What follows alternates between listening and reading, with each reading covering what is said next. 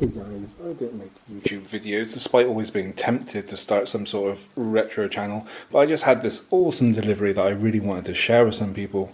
I have a friend in Holland who works for a computer company, and a client brought in this box of really old things and they didn't know what to do with it. Nobody wanted it, and it was actually all going into recycling. And he asked me, just on the off chance, is there anything here that you want? And I was like, crikey, I'll take the lot. I don't know what's in it. He sent me a few photos, but he said just box it up and I'll take the lot. Thankfully, his parents were coming down to England to visit some family here, and they drive everywhere in their camper van, so they're more than happy just to shove the box in the back of the van, and they brought it to me, and I've just been unboxing it. And to be honest, I wish I'd filmed the unboxing so you could hear my stupid noises as I found various new treasures in this wonderful box. So I'm just going to quickly go over it. Obviously, at the moment, we're looking at this lovely Amiga 500. She's seen better days. She's dirty. I had a quick peek in the expansion port, and I found this A502 Plus memory expansion.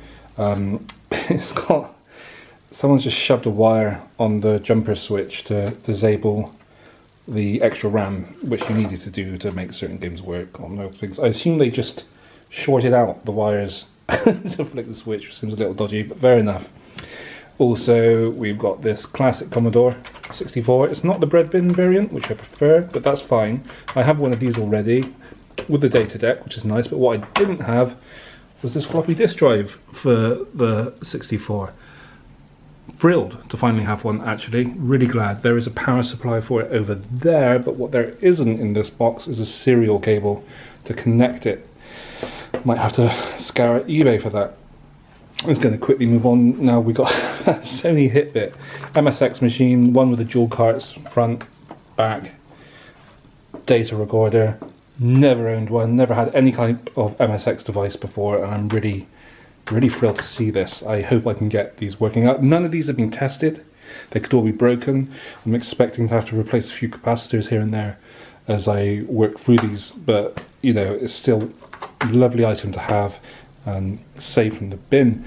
I knew this was in here. It's an Atari VCS, but what I didn't realise is it wasn't the wood variant. It's branded as a 2600 and it comes in full black.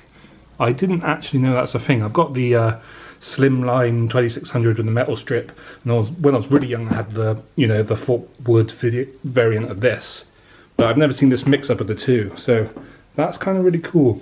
I will probably be recapping this and adding a composite video out, a bit like Miss Mad Lemon did a video on that some time ago. I'll probably be doing that same thing to this because I've always wanted that.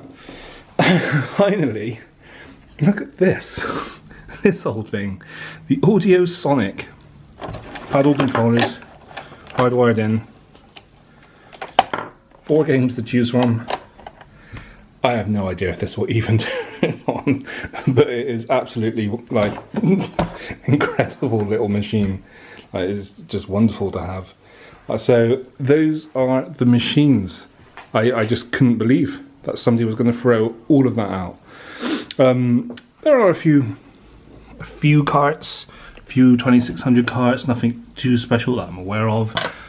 Fruit Machine Simulator for the C64, couple of Hitbit discs, MSS sticks, and 2 MSX carts, both sports. We got, what is this? It is Konami Tennis and Hyper Olympic 1.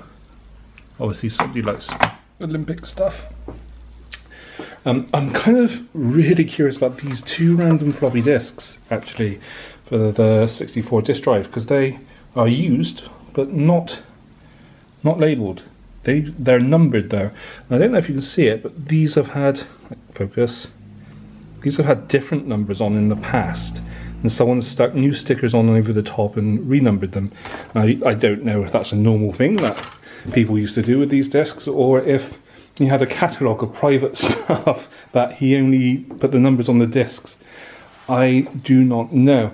I've got a massive box of controllers, manuals, old magazines. These all obviously came from Holland, so I can't read them, sadly.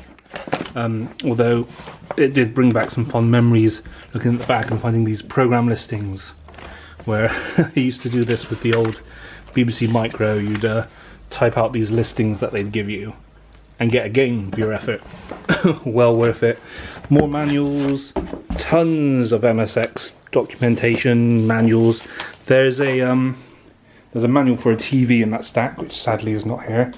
And then finally, there were 2 extra joysticks that I was particularly excited to see. Because I've not seen them before. They may be really common to some of you. But first there's this glorious thing. It has some sort of LCD screen. It's all micro switched. All the buttons. The front button, not so good. Really common on these older joysticks. I've got a few doing the same thing. I don't know if that could be repaired. It takes a AA battery for whatever reason. It's not going to focus. I'm too amateur at this, apparently. Quick Joy 5 Superboard. Never heard of it. Seems great. Finally, most interesting to me, look at this thing. 8 micro switches, front left clicks, auto fire, batteries again, no wire. Big infrared receiver on the front, and some kind of infrared pick-me-upper device with a standard joystick adapter on the back. I have no idea what machine it's for, if it'll work for all of them, or if it's even still working, but I would have gone mad for a wireless joystick back in the 90s, and I'm really excited to see if this thing works and how well it works. Because even today, if I'm ever retro gaming, I think that would be pretty cool. And that's the lot. I guess I'll let you know if any of it works. I do have a bunch of power supplies in there. Like I said, there are clearly some cables missing, but I reckon my personal collection or eBay will be able to provide most of what I need. Hey, hope you enjoyed that little video, and let me know if you want to know what becomes of these. Cheers.